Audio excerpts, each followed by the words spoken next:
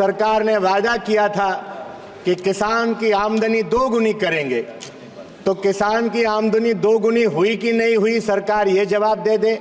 अगर आप अनुमति दें तो मैं तो पूरी बहस कर सकता हूं। ये सरकार कर रही है, इसमें कोई दो राय नहीं कि माननीय कृषि मंत्री जी जैसा लच्छेदार भाषण कोई नहीं दे सकता है।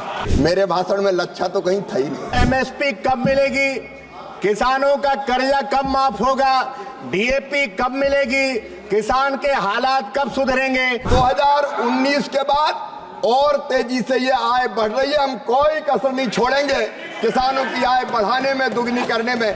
माननीय अध्यक्ष महोदय, मैं जानना चाहता हूं, सरकार ने वादा किया था कि किसान की आमदनी दोगुनी करेंगे, तो किसान की आमदनी दोगुनी हुई कि नहीं हुई, सरकार ये जवाब दे दे।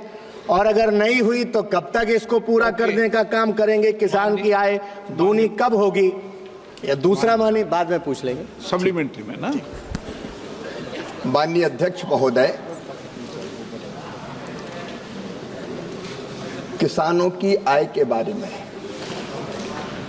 एनएसएस की एक रिपोर्ट, वही हम लोग प्रमाणिक मानते हैं। उसके अनुसार माननीय अध्यक्ष महोदय 2002-03 में ये आय थी 2115 रुपया महीना। ये बढ़कर 2018-19 में हो गई 10,218 रुपया महीना। और इसके बाद का सर्वे अभी नहीं हुआ, लेकिन मैं माननीय अध्यक्ष महोदय आपके माध्यम से सदन को यह बताना चाहता हूं कि प्रधानमंत्री श्रीमान नरेंद्र मोदी जी के नेतृत्व में किसानों की आय बढ़ाने के लिए निरंतर प्रयत्न किए जा रहे हैं। Honourable member supplementary. माननीय अध्यक्ष जी, इसमें कोई दो राय नहीं कि माननीय कृषि मंत्री जी जैसा लच्छेदार भाषण कोई नहीं दे सकता है। आप प्रश्न पूछिए। लेकिन जमीन पर हालात भाषण से अलग है।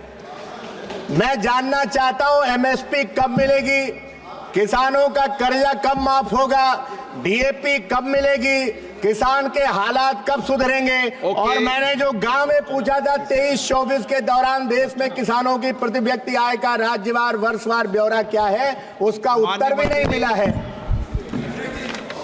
ये प्रश्नकाल है, माननीय सदस्य, डिबेट का नहीं है।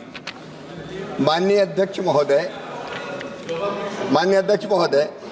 मेरे भाषण में लच्छा तो कहीं था ही नहीं। मैंने तो सीधे सीधे तथ्य रखने की बात कही है। आपसे मैं कहना चाहता हूं, एमएसपी पर आज भी खरीद हो रही है। सोयाबीन हम अभी भी खरीद रहे हैं। और तेलंगाना में तो कांग्रेस की सरकार है। तेलंगाना की सरकार ने कहा कि सोयाबीन का किशन रेड्डी जी बैठे और ज्यादा खरीदना, टारगेट बढ़ाओ, तो उसकी अनुमति देने का काम भी इसी सरकार ने किया है। माननीय अध्यक्ष महोदय, अधिसूचित फसलों की एमएसपी पर खरीद हो रही है, डीएपी लगातार आ रहा है, किसानों की आय बढ़ाने के निरंतर प्रयत्न किए जा रहे हैं।